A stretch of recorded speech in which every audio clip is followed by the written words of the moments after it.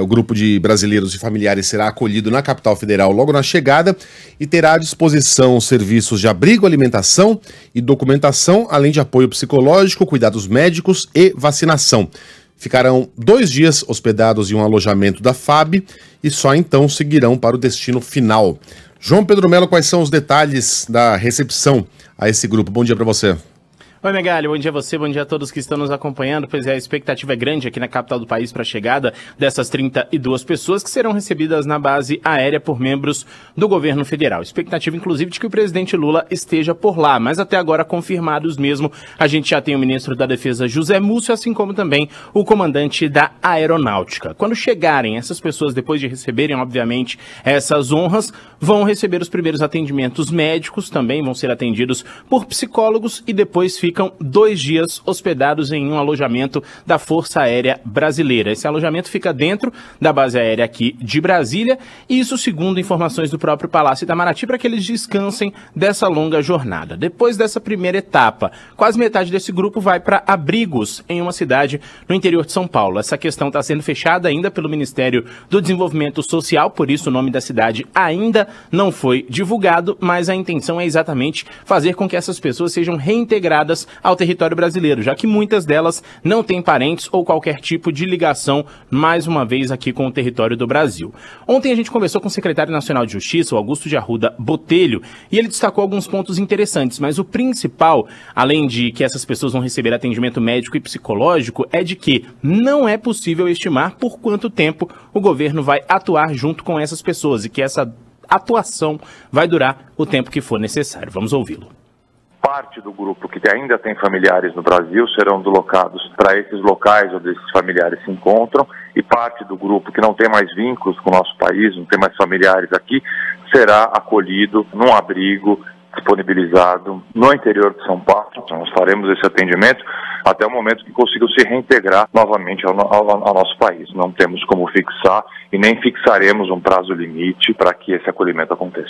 Fato é que o governo federal está comemorando a saída dessas 32 pessoas da faixa de Gaza. O ministro Alexandre Padilha, criticou bastante a atuação do embaixador de Israel no Brasil, Daniel Zoshine, de se reunir com parlamentares selecionados para tratar sobre a atuação ou sobre a situação daquelas pessoas que estavam na faixa de Gaza. Segundo Padilha, essa foi uma atitude incorreta e que gerou muita insegurança, principalmente no governo brasileiro. Vamos ouvi-lo. Tenho certeza absoluta que essa postura não representa todos os israelitas, muito menos todos os judeus. Acho que as pessoas não podem confundir isso, mas a postura de ter feito uma reunião onde selecionou parlamentares do Congresso Nacional para dar uma coletiva, né? Então, um documento da Embaixada de Israel convidando para uma coletiva com parlamentares selecionados. Isso é um absurdo, porque a prática correta do corpo diplomático, como a Embaixada Brasileira está fazendo lá em Israel e na Palestina, é quando você se dirige a um Congresso Nacional, por exemplo, não é um embaixador que seleciona os parlamentares.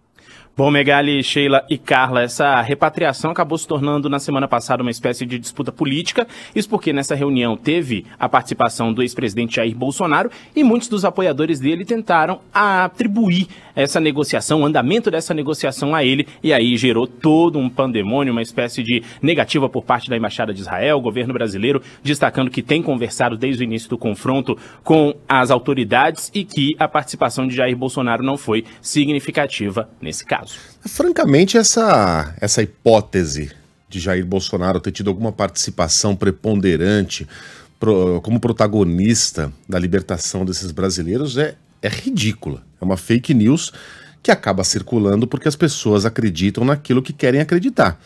Mas isso não tem nenhum cabimento, não faz nenhum sentido. O Bolsonaro não tem esse tipo de influência, não tem esse tipo de legitimidade, não tem essa respeitabilidade na comunidade internacional e principalmente não tem cargo, não tem condição, ainda que queira, de influenciar positivamente numa situação delicada como essas.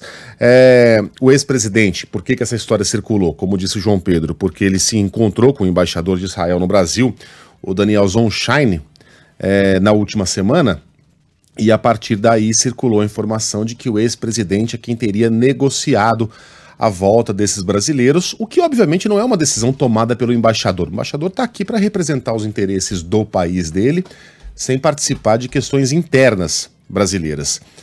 Não é o que ele faz, né? Dentro do cargo de embaixador de Israel. Uso aqui as palavras do Hélio Gaspari, na sua última coluna na Folha de São Paulo, e ninguém pode acusar o Hélio Gaspari de ser um jornalista petista, né? Israel tem um bom serviço diplomático e graças a ele consegue prodígios pelo mundo afora. Apesar disso, o Brasil pegou a banda paleolítica desse serviço.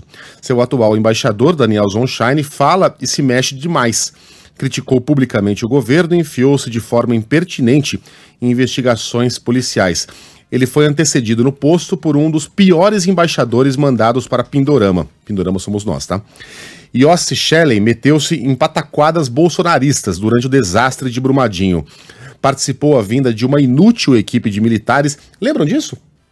Que Israel mandou para cá militares para auxiliar nos trabalhos de Brumadinho e ninguém sabia o que aquela gente fazia, nem eles.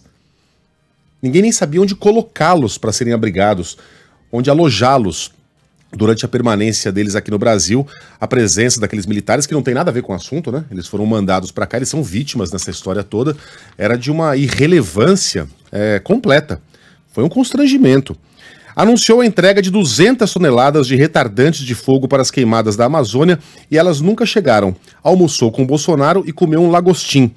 Por que isso importa? Porque o lagostim não faz parte da culinária kasher, né? Os crustáceos que podem ser comidos pelos judeus mais envolvidos nessa questão são aqueles que possuem barbatanas, né? Você não pode comer um camarão, por exemplo, uma lagosta.